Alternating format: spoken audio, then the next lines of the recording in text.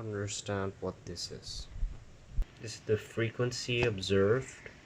This is the frequency of the source times the velocity of the wave divided by the sum total of the velocity of the wave plus or minus the velocity of the source. This is the motion of the object, the speed of the motion of the object. So you could say a vehicle could be moving at 20 meters per second, and you could just put that right here. When should it be minus and when should it be plus? Note frequency of the source is constant, so as velocity is, velocity of the wave. Here it's stationary, the source, so both A and B, here the frequency S at the same rate. Frequency of the source. Here it's stationary, here it moves. The movement of a source causes a change in wavelength observed and frequency observed.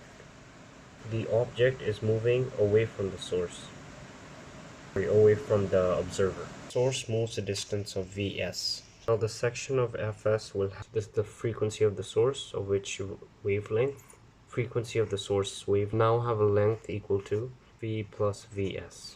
This is gonna be V plus Vs, moving away. So the opposite would be moving towards the source, and that would be minus, thus giving this idea.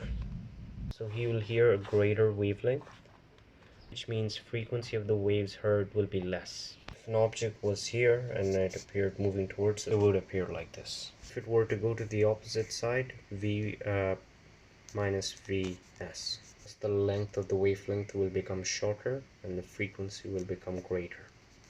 I hope this clarifies it. Some relevant text you could go through. Here's a thought-provoking question. What if the object, the observer, is moving to the source and the source is stationary? Will Doppler effect apply?